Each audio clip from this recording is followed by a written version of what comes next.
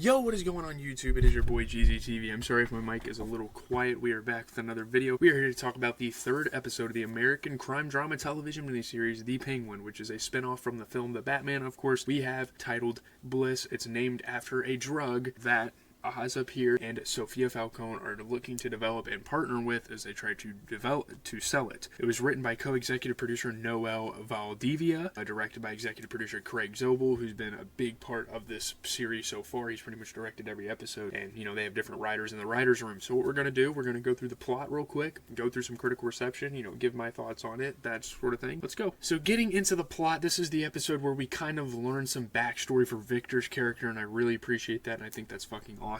So in a flashback, Victor drops off tools at his family's apartment before leaving to meet up with friends, despite his father's disapproval for one of Victor's friend's cousins being a known drug dealer. He's kind of in fear that his son is getting involved with the wrong crowds. He's going out on the town, they're like shooting fireworks or something, while hanging out with his girlfriend Graciela on a rooftop. We learn that he has a girlfriend. I don't know if she was introduced before. I don't think she was. Victor witnesses multiple explosions across Gotham City, destroying the seawall. And again, this is a reference to what happened in the Batman film, at the end, where they had that huge explosion, Gotham City flooded. That was like an epic third act for that movie. All that stuff happened. In the distance, Victor sees the flood hitting his house, killing his family. Obviously it killed his family. Water just sprayed into the fucking house, crashed up on the window, and that's obviously, a backstory he had a loving family before, and he had a family that worked really hard for stuff, and now we know kind of why he was out being a misfit, stealing car parts, also because his dad was a mechanic and he knew how to do that sort of thing. So things are starting to make sense, and that little detail in the episode was great. I love that they included that. In present day, Sophia introduces Oz to her drug operation, a new product that was used on her and the other inmates at Arkham Asylum, with Oz naming it Bliss. They kind of come up with that, and again, that's why the episode is titled Bliss. They come up with this title, and it's a cool motive, I guess, to have a drug. You take it in the Arkham Asylum and it helps you, and she thinks it can help other people. So obviously it's a drug, and obviously it's going to be illegal, and you're going to get prosecuted if you're found with it, but it's still used for a good cause to an extent. To build a new operation base, Oz gets them to meet with Link Sai, a triad member. Obviously there's a bunch of different gangs around Gotham City, and this is supposed to kind of emulate real life. In real life there were all sorts of rival gangs. I don't really know the names of them. I don't really know gangster history that much. I just watch movies and TV shows. It's crazy. They have the triad, they have all these mafias. It's awesome, and I'm sure we're going to learn a lot more about those as this show rolls on. Meanwhile, Victor is visited by Graciela and learns she's leaving for California to start over. Obviously everything kind of got damaged, and she wants to move away. That kind of sucks, obviously. When a girl moves away,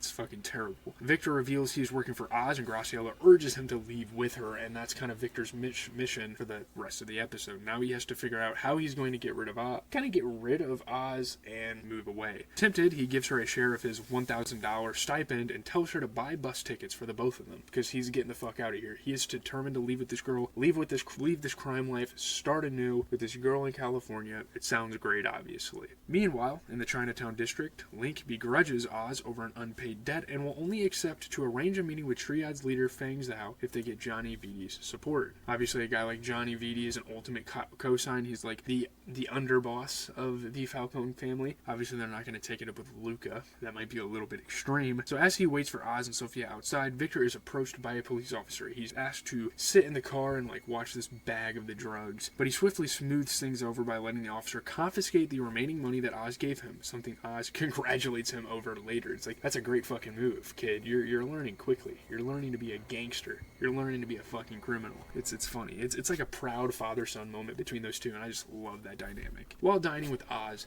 Victor opens up about his family, particularly his father having settled as a mechanic over becoming a chef, and how he never asked better of life. And this is such a cool moment between these two, because you really don't expect a character like Victor to get this deep, and he does, and you're learning things, and there's a lot of reflection there. It's fucking awesome. While Oz gives a toast in his honor, he advises Victor to strive for better, as the world is unfair for honest people. You have to be as honest. Sometimes you have to take shortcuts, and sometimes you have to wrong people to make a right, and obviously it's kind of a fucked up moral compass. It's nothing I really live by. die, but that's kind of, the mentality of a gangster. That's a mentality of a criminal that knows he's not going to make it any other way. Later, he and Sophia catch Johnny Vitti in a hotel room, having sex with Luca Falcone's wife, forcing him to support their plan and call Fangs out as a sign of trust. Obviously, kind of like a blackmail sort of situation with Johnny Vitti there. It's perfect. The Penguin's just so fucking good at finessing things. He's literally like Saul Goodman, but a gangster. It's fucking awesome. They meet at a nightclub, and while Zhao is intrigued, he believes the risk outweighs the benefits, citing Sophia's stay at Arkham as a liability. Like, you're kind of a fucking psychopath. I'm not sure if I want to be business partners with you. Completely fucking understandable. Sophia convinces him to give it a chance, pointing out that the citizens of Gotham will rush to use the drug as an escape after what the Riddler did to the city, but upset, she leaves the meeting and has Oz secure the Triad's partnership. Obviously,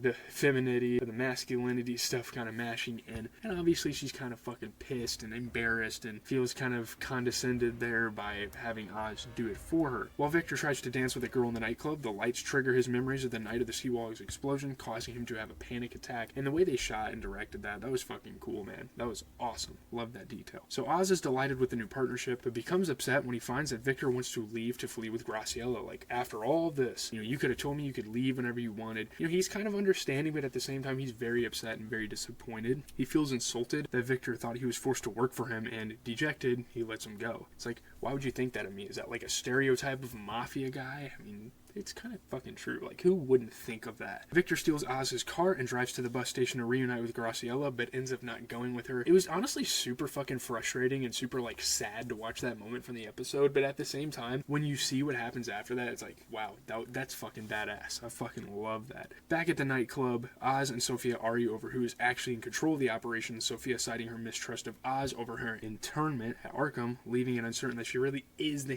hangman. Uncertain that she really is the hangman or not. Is she really that fucking person anymore? She's kind of battling with her identity and battling with herself. Oz attempts to mend their relationship, pledging his loyalty to her, when they are suddenly ambushed by Nadia Maroney and her men, who prepare to execute Oz after discovering his duplicity, discovering his business plan, kind of like turning his back on them almost. Victor returns just in time and kills one of Maroney's henchmen by ramming into him with a car. Fucking awesome. It's like the Breaking Bad thing where Walter White did that thing for Jesse. This show has a lot of parallels to Breaking Bad, and I'm really fucking appreciating it so far. Oz gets in the car and they drive off as he orders Victor to leave Sophia behind, which is extremely fucked up, and it kind of represents something. So now, kind of going to the next episode, we're going to have to see the fate that is going to be met by Sophia. And who knows, maybe we'll get into another episode this week. I obviously plan on watching a couple movies, but if we have time, I am definitely going to do another episode. The show just keeps getting better and better. More people are tuning in statistically. Yeah, this was awesome. This was a good episode. I think this was easily the best. This is like a B+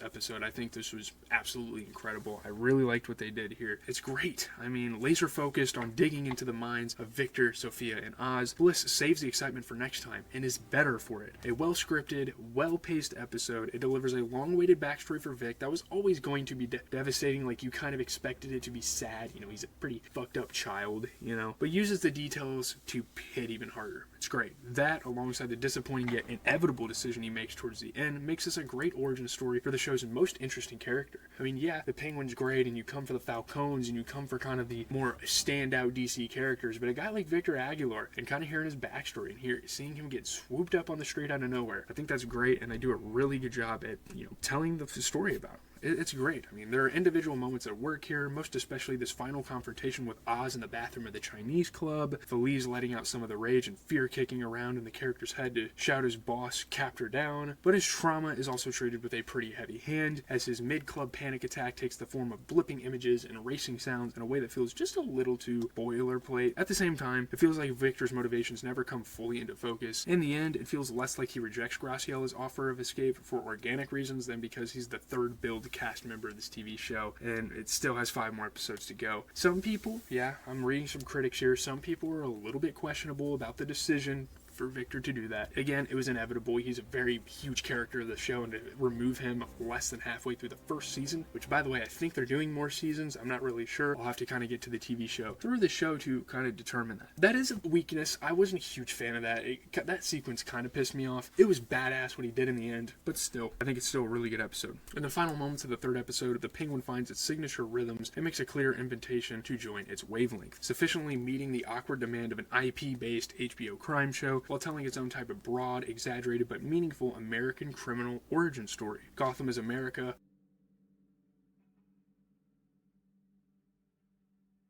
America is the world, and if Oz is to be believed, the world could be yours. I mean, this shouldn't like motivate anyone to be a fucking criminal, but I'm sure it fucking did in some sense. Not me, okay? I'm not saying me. This was great. Maybe now the Penguin has finished trying to build pathos by pretending to be something other than it is. Maybe the show is ready to accept that it's a Batman spinoff about supervillains in Gotham City. Maybe it's ready to be in it now. Who fucking knows? The first 2 episodes of the Penguin allowed us to deep dive into the psyche of Oz, but this episode shifts the focus towards Victor, fleshing out the character even more and allowing the audience to have a deeper understanding of him. Oftentimes in other TV shows we see a flaw a lot of the time, not fleshing out a character properly, and this show definitely does a good job at painting the picture here, and it's great. Honestly, Bliss had so many twists and turns that it could have easily been a blockbuster movie, just everything that happened in it. You could have made this a movie. Like, the plot of this episode and the sentiments of it, very movie worthy for sure. I do agree on that sentiment. Again, I'm kind of mixing my thoughts in with some critics. I know it's not like super original. I'm not trying to sit here for hours and talk about this because I fucking can. I would have loved to have seen it on the big screen, something like this. Like,